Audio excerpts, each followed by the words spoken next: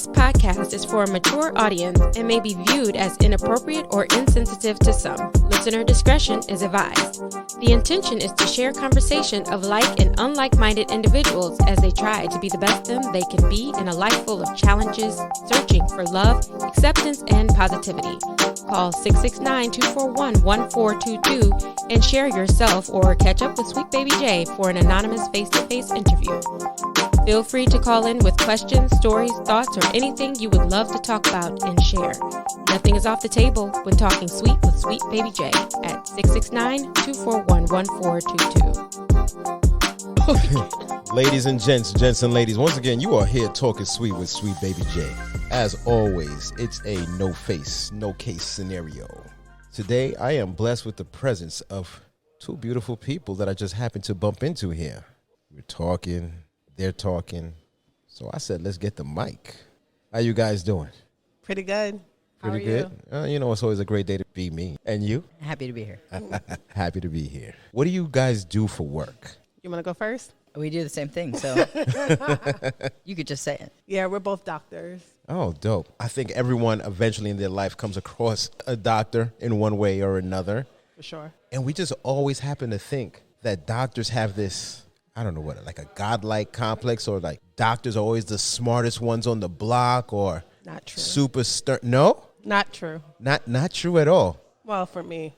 I mean, I think they're sometimes they can be really dumb about anything other than medicine. That too, yes. Really? Like socially dumb, You are correct. emotionally unaware. Right, I believe so. I'm going to have to say, I've come across many of doctors that they were so intelligent, great at what they do, socially, dickheads. Just some of them, I had one who shook my hand, but it felt like I was shaking a fish. His hand was so limber. You're right. Sometimes they're... Actually, I was trained to do a firm handshake. So was I. Okay, that's Yeah. part of That was part of your training? Yeah, Really? yeah. Well, I don't even remember because now COVID. I don't remember the last time I shook someone's hand. Yeah. But How has it been maneuvering through COVID as a doctor? I want to say what we do is in demand. And so though COVID may have affected us at some point, I don't know, you can tell me if you agree or not, but it actually made the business we do, I think, more in demand. Is that true? Would you say that or no? in some ways, I don't necessarily think for myself overall. Okay.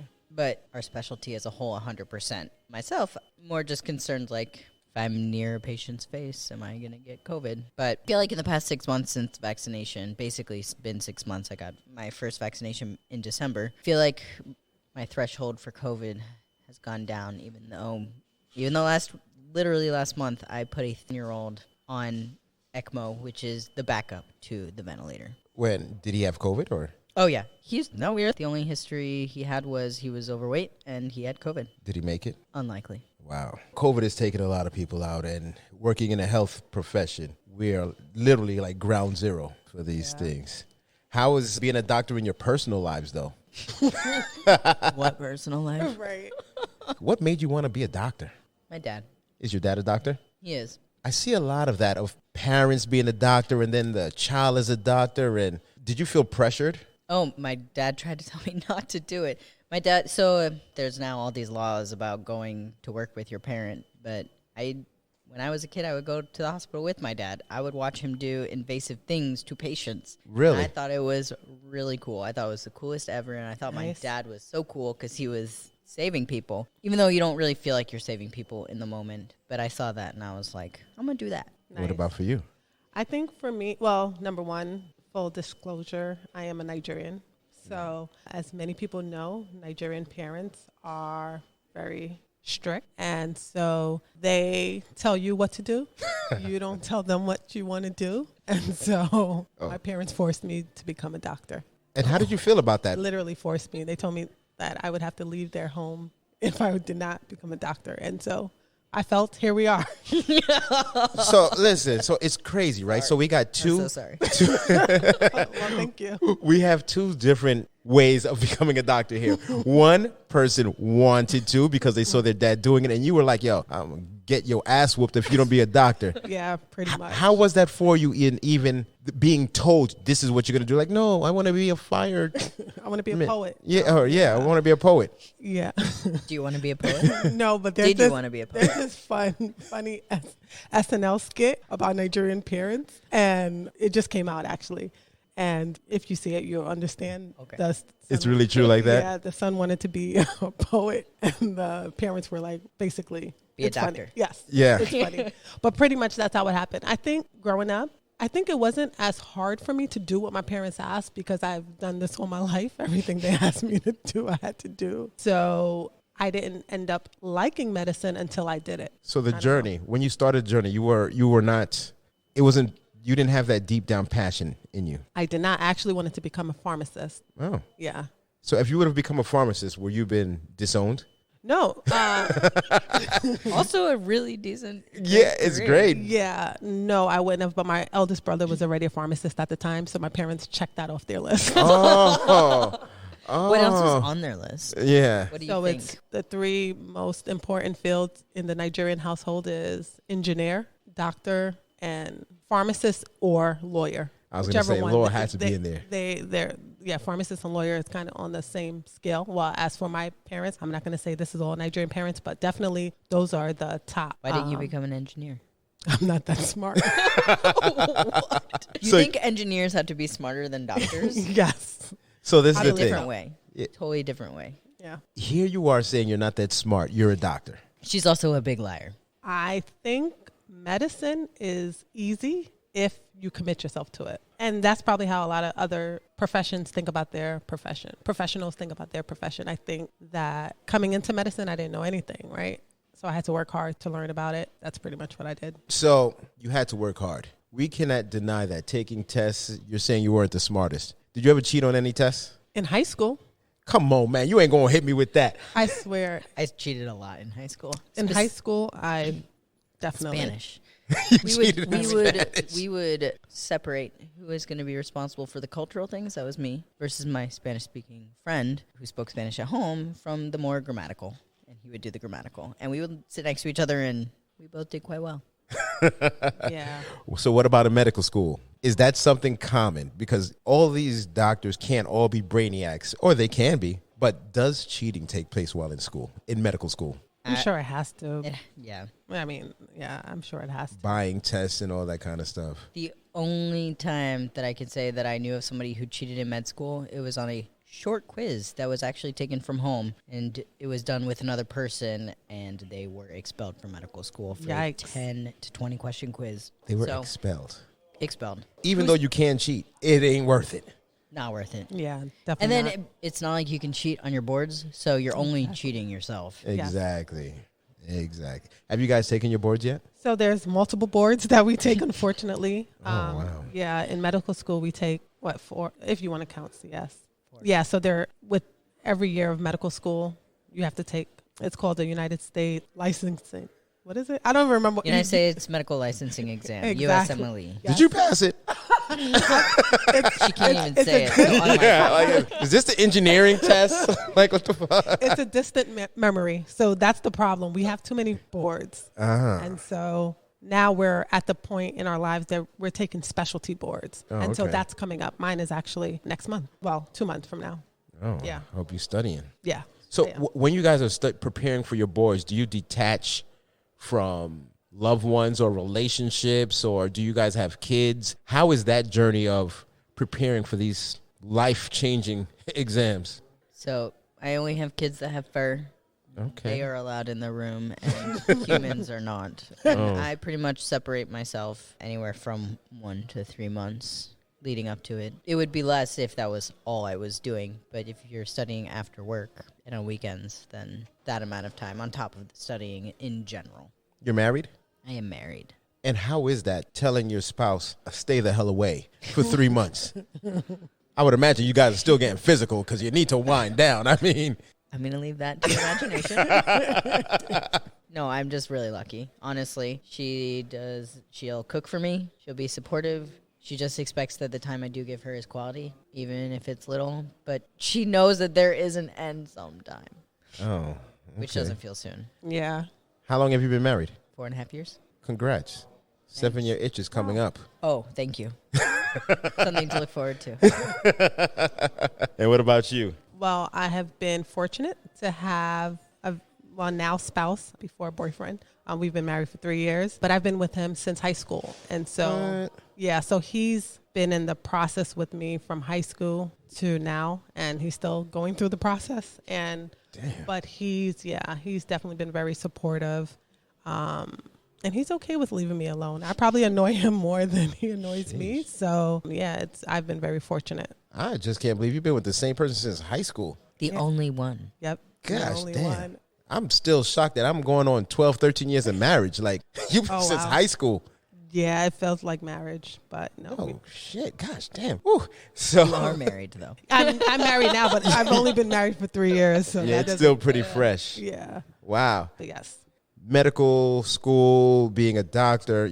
I think a lot of people have these perceptions of what a doctor should be, what looks like. Right. Do you guys? You're wrong. Yeah, well, that's what I'm going to say. Do you guys feel that is changing, or do you still get some type of, or is there any type of hesitation that you get with colleagues, from patients? Do you get any of this? Yes, definitely. I think I do. I'm from an inner city, and so I'm used to speaking a certain way, dressing a certain way. In my field, I'm able to wear sneakers, and my sneakers range from Yeezys to Jordans. And so they look at me like, why is this person wearing these expensive sneakers? I am a Black person, and so I like to wear long braids. And unfortunately, in some parts of the world, they're not used to seeing doctors looking like me. So they sometimes have to take a step back and be like, wait, what? You're a doctor? You look so cool. And I know I'm cool. So, I don't blame them. So they're not used to cool doctor. Well, are you ever, confused or they say, the nurse? Yes, for sure. And I think people in general, not only me, not only a person of color, but I think women in general get that a lot. People just think that, especially in the elderly population, they think that a lot. And so sometimes some of my patients ask me my first name so that they can call me by my first name. And so sometimes I feel like I have to be more aggressive and let them know, like, okay, well, my name is Dr. Such and Such. And so your first name is Doctor? Yes, my first name is Doctor. Exactly. And sometimes, unfortunately, I have to do it politely, but, still. And what about for you? So many different thoughts on that. Well, let's just share them all. Share one at least. Yeah, share like 9. Share like 9. I'm genderqueer, so I identify as non-binary. Whoa, slow down. You got to give me that again. You said it so quick. Say that again. I am genderqueer. I identify as non-binary. Oh, identify. I was like, what? As not male or female. And I feel like part of the way that I am talked to depends on if my patient thinks I'm a male or a female.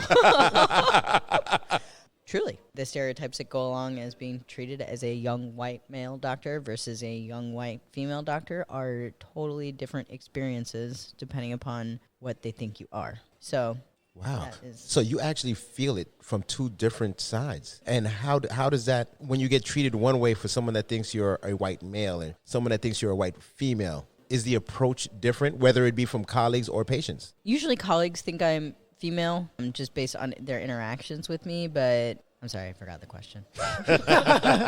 So is there a difference in how you're treated, whether someone thinks you're male or female, whether it be from colleague or patient? Oh, I think there's more respect towards me if they think I'm a male, but unlike Big Fish. Yes, that's me. We didn't even introduce ourselves. Sorry, ladies and gents, we're going to take a strong rewind. They want to introduce themselves, as I always ask. Please share your names. Well, since you're talking, you should probably go first. Call me E or Easy E. Some of my Easy friends E. call me. All right. Straight out of Compton. And people call me Big Fish. Oh, all right, Meek Mill. All right.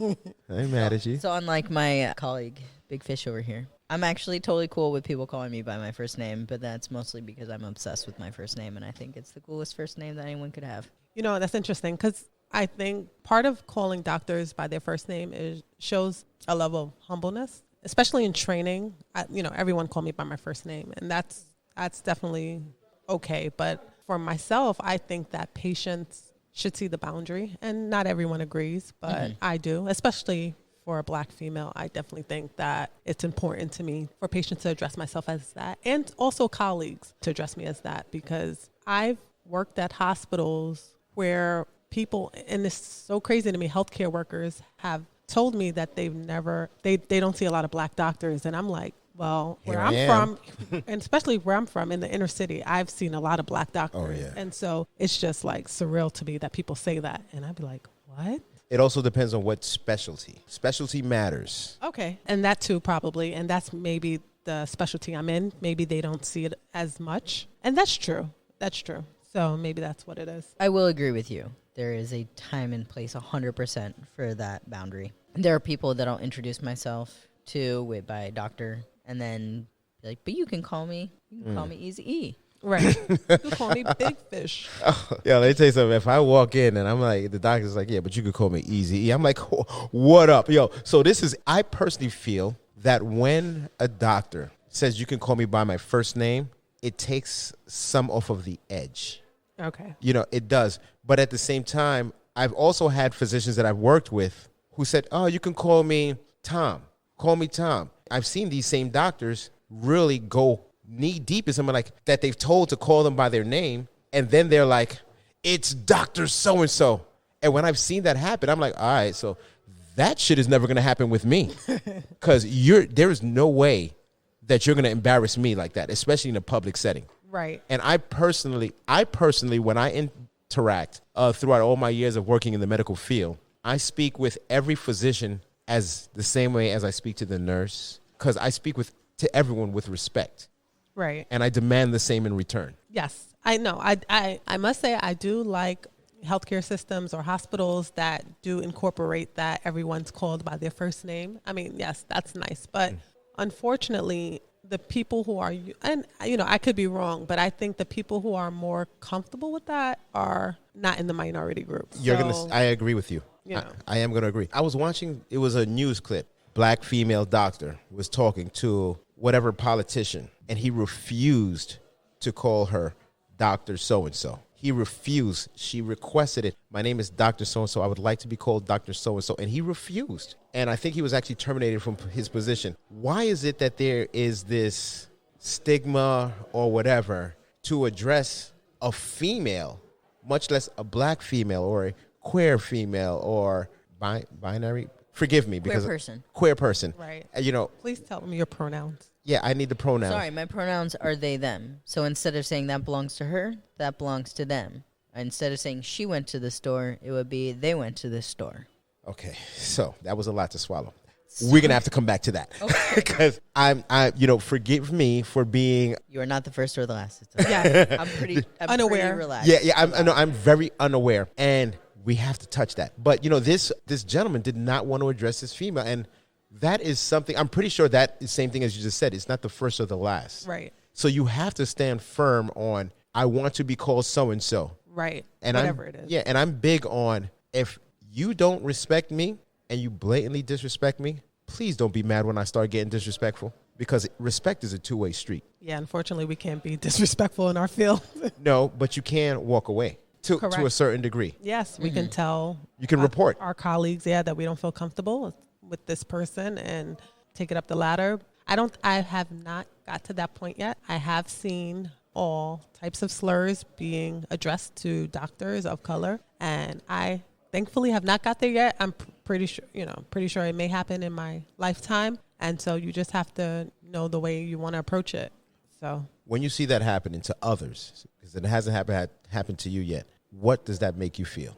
Honestly, I was just so surprised, because where it happened is a very diverse city. And I went up to the resident, actually. They were my resident. I was the medical student. And I asked him, it was a male, he was an ED physician. And I asked him, like, how do you feel about what just happened? And he said, that cannot bother you. Like, he said, that just can't bother you. And that just blew my mind, because that was my first time witnessing it, So the skin has to be thicker. Yeah. Unfortunately. And for you? No, I keep getting told that my skin needs to be thicker about everything, and it is so paper thin. Really? I am a sensitive soul. I've cried 2 times this month. Oh, my God. Oh, my God. Really? Full disclosure. Full disclosure. That's not something that you're used to seeing a doctor doing, is crying. You're used to seeing a doctor kicking everyone in the balls. You're crying. I cry by myself. Or or on the phone with Big Fish. Oh, okay. All right. You cry in your personal space. You have to. You cannot let them see you cry because it is only going to hurt you worse. Yeah, agreed. And then you're embarrassed. Even though there's nothing to be embarrassed about crying. Because I, obviously, in front of however many people are listening, I will freely admit that I've cried a couple of times. Everyone cries. It's the truth. I cried once when the doctor spanked me when I was born, and I spanked her back. I hope you peed on him. Oh, no. Oh, my God. You a golden shower always there? taking it in that direction. That is not how I was going from a little baby, people. Please know that. Let's rewind here. Queer. You say binary queer? Non-binary. So Non-binary. binary being two, right? The binary is being socially accepted in terms of gender realm is male and female. So I am non-binary, so not in part of that binary scale. Can you just be like, I'm uni? Well, I mean, if you're looking at a cisgendered person, that would be like a unigender person. So a cisgender person is somebody who identifies with their gender matches the sex or what they were assigned at birth. I got to sit up for this. Hold I on. see that. I'm like, wait. But so then that would unigender would be just one. Yeah. So that, I mean, male is one, female is one. Oh, so you were saying that would be that the sex, you identify with the sex, with the sexual organs that you have. My gender is somewhere in the middle. Other people will see non-binary as different, but I identify my gender as somewhere in between male and female. Even though my chromosomes and what I was assigned at birth is not that. Even though there are still people who have chromosomes that do put them in the middle, truly, intersex persons who are born with testicles in the abdomen and ambiguous genitalia. Oh, taking it back to med school. I did all that. So what was the journey for you like from childhood dealing with, or I don't want to say dealing with, but coming into yourself, evolving to who you are now with your parents, friends, colleagues? How has that been for you? So my childhood, I didn't really know any better, I guess is the right word. I think I didn't know the word even transgender until I was probably in my 20s, even though there are kids now who know what transgender is at the age of 5, which I think is truly amazing, that people are learning that they can express themselves and learn new things and think, oh, I might actually identify as that, instead of just feeling weird in their body. So they're being taught these things at a younger age. So I came out as like bisexual in high school, not really realizing, obviously, gender and sexual orientation are totally different. And then it wasn't until like in my mid-20s, maybe early 20s, I was like, I don't identify with my first name. I don't identify with my body, but I don't identify as a man at the same time. So then I slowly started to change these things. I changed my hair. I started wearing a binder because I had big breasts. Oh, I was going to ask you, what's a binder? It's basically something that suffocates you if you have large breasts and you put it on, and then it basically makes them look small, like a sports bra. Okay. Times like 30. Does it hurt? No, it hurts. And It sounds like a tourniquet. There are like medical complications that people suffer from them. You can have respiratory issues, things like that, from wearing them. I was fortunate enough to I met my partner as I was starting, my wife. She identifies as female. As I was starting to go through this journey of self-discovery early on, actually in medical school. And then it just kind of all fell into place. She was really supportive. I think she helped me kind of see that the way I identify is not unusual. I changed my name. I had top surgery, so I've had a mastectomy. Nothing has been better. Really? Yeah. Nice. It's like my favorite thing. Really? Oh. I'm so very happy in the body that I live in now, but I still don't identify as a woman or a man. So I'm in the middle, and for me that is like something really important within what we do in medicine, because, I mean, you're talking to me. People know you're in the medical field. You don't really see people like me, right? No, I actually have, yes. But I mean, as patients, often? not as patients, no. Not when I worked in radiology, coming in the emergency room, yeah. Okay, well, that's good. Yeah. But in a lot of places in the United States, people in the medical field have no idea how to even talk to people like me or to transgender people, and they don't really know the healthcare needs that they have and the barriers they have to healthcare, the fear they have of healthcare, everything being 10 times worse if you're a person of color. I feel like I'm trying to merge that with my life within medicine, even though it's not really that accepted every day. I'm like, that's not my pronoun. But So do you ever say that to your colleagues? Like, that's not my pronoun. I'm like, I just wanted to remind you, I use they, them pronouns. I know you're not going to get it right. And then I correct the sentence that they used it incorrectly, and I said, this is how you would say it. I must admit, you would have to correct me like about 40, 50 times before I get it right.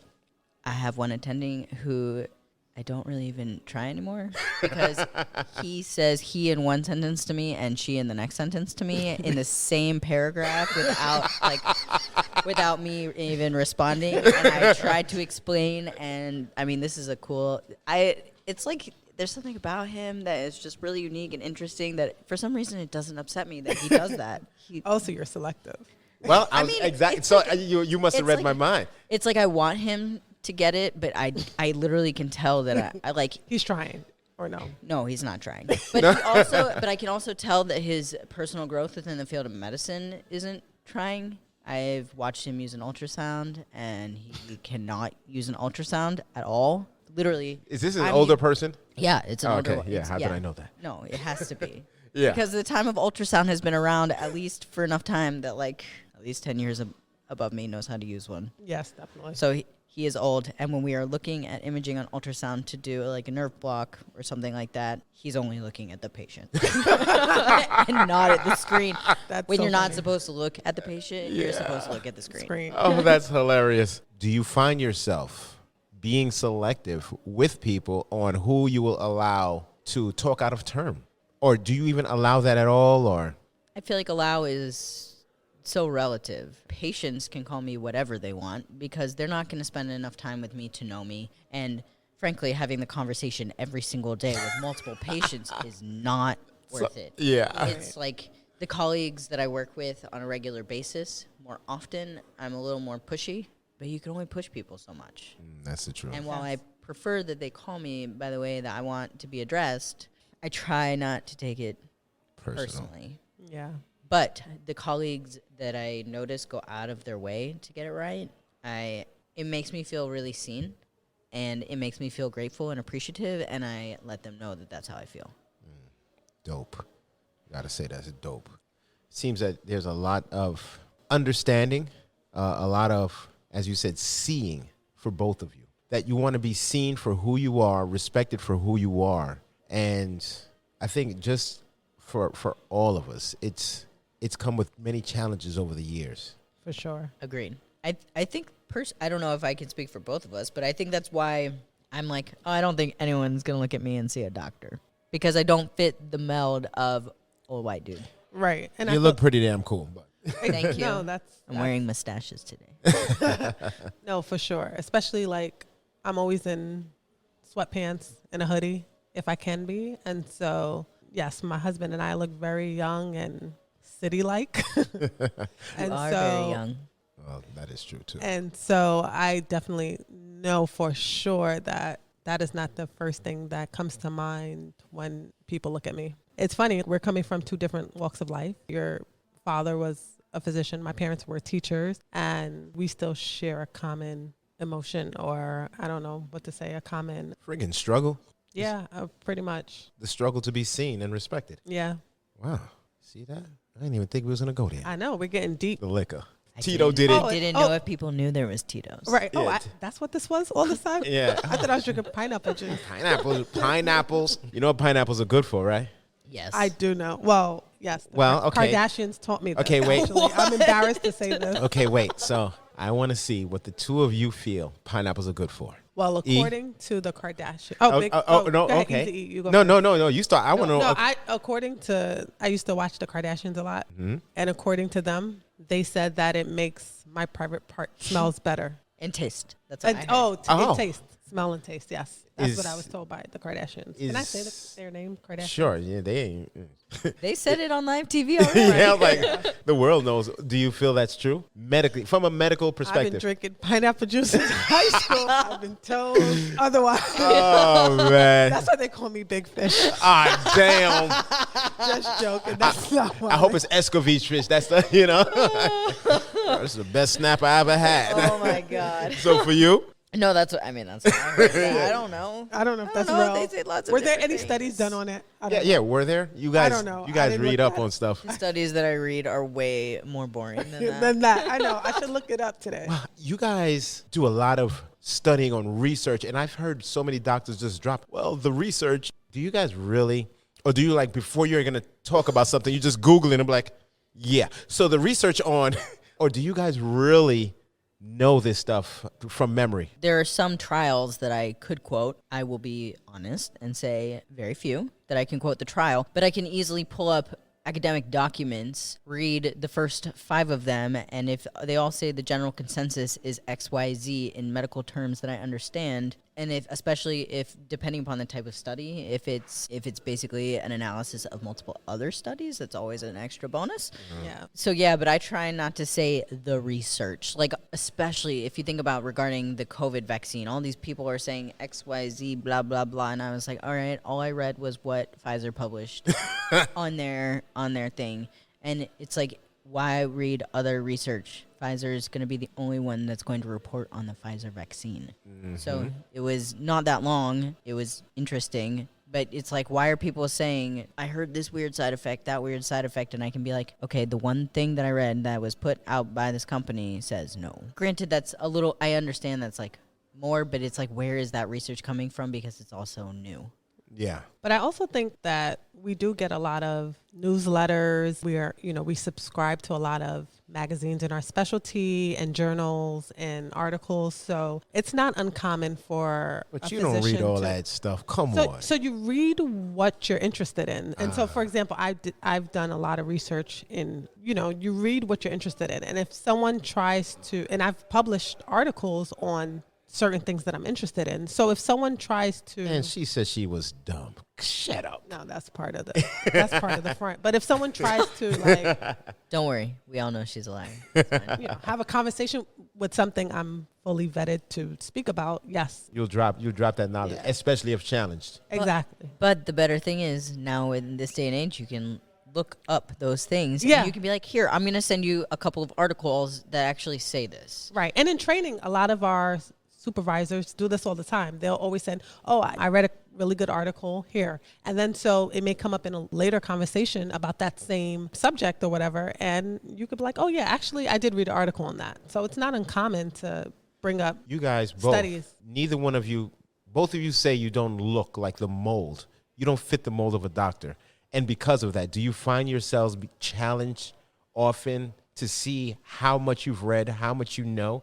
Is that something that's common? I mean, in general, that's like everyone wants to. trainee. Every trainee, but I think also sometimes even people who think they're smarter than you are going to want to challenge you anyway. Right. Like your What do you mean? Like juniors, so what I would- junior colleagues, or like your supervisors, or like other? I mean, I feel like specialties. other specialties. I know what you mean. All right, you knew what I was gonna I know. say. The other specialty that we like work closely with is gonna be like, "Are you sure?" And you're gonna be like, "All right, you need to stay in your lane." Right. So Because yes, I'm sure. exactly. So I think as a young physician, other specialties, whether it be nurses or technicians or That's one of my biggest pet peeves. Yeah. Is technicians being like they trying to I mean, tell me, and I'm just like, you have no idea the And some- differential that's going through my head right now as I'm trying to work through this current problem that you See, might so- have seen many times, but That's you the have thing. not actually done, and you don't actually know. And not that they aren't good at what they do. There's a lot of stuff that they do that I could not do. right. But I also never tell them, oh, you should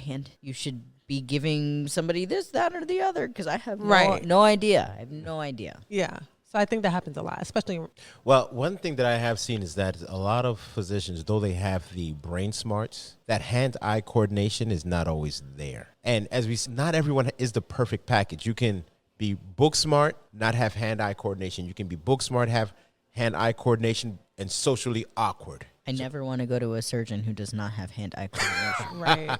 But they Very do true. exist. Yeah. Yes. I'm very, very aware of that. I've seen it. If you have a friend who's in anesthesia who sees all of the surgeons, you should ask them who they would recommend. Oh, that's a Because good they'll point. be non-biased. That's a good point. How do you, as a doctor, choose who you are going to go see as a doctor? Oh, but that's so easy because we know so many people in our field. We can ask for anybody in any specialty. But and also, do you ever feel strange exposing yourself, your medical history, or anything like, hey, doc, hey, I got a little STD, like I do those kind of things? How do you maneuver in those type of situations? If I ain't saying anybody got no STD, I have been lucky. I've never had an STD, but if I did, I would just disclose to my doctor. Or at this point, I'd be like, all right, I think this is what I got, so I'm gonna get like some. No, I mean, we should delete this part.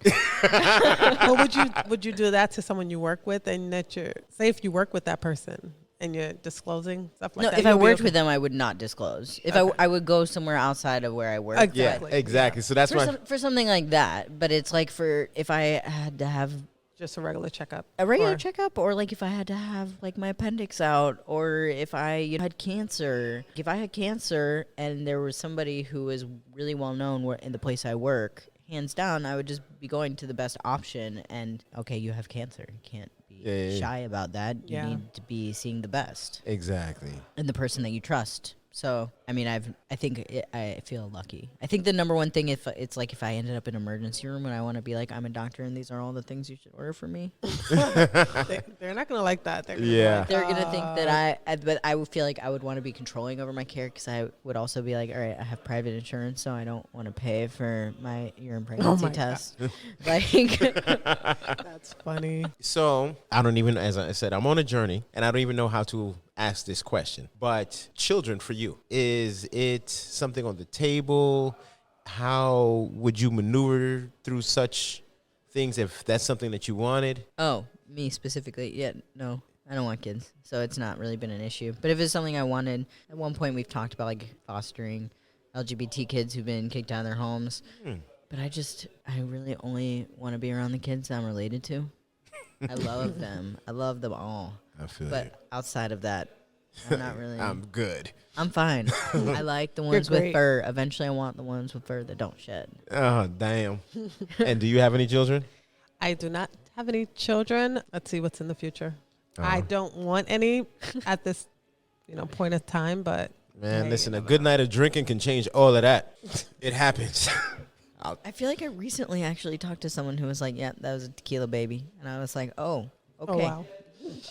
Truth be told, I have two. I was like, "That sounds kind of terrible." Well, All right, hey, no, maybe 15 years later, accidental. Oops. Yeah, Well- you can't have two tequila babies. How about this? On one of my previous episodes, the gentleman that I did the episode with, parents told him he was conceived over a box of wine and in a Motel 6. Oh, that. How did he feel? I guess I had to ask. He was like, well, it is what it is. A box of wine and Was he? Hopefully, he just wasn't born in the Motel 6. Damn. That would be wild. Yeah, that would be It's wild. happened before, and it will happen again. I'm very sure of it. Sure of it. Hey, listen, I really want to say I really appreciate you guys for talking sweet, stopping by, blessing the mic, talking with the masses. Any last words? Anything you guys would like to say? I want to say congrats to Big Fish. Oh, thank you. I want to say congrats to Eazy-E. We have made it thus far, and hopefully we will keep in touch after this journey we're on now and in the future. This is dope. Guys, I might cry for the third time. Don't cry. First of all, you guys sound like Who two would have rappers. known Midwestern would meet and Northeastern? Is that what it's called? I'm so dumb. You guys sound like friggin' weather reports. And The look, tornado blew into the big city. This is dope. This is dope. Well, ladies and gents and ladies, you are here talking sweet And with Sweet everybody in Baby J. between. And everyone in between. ooh, like that. And you know something? You knocked me off. But I do say that.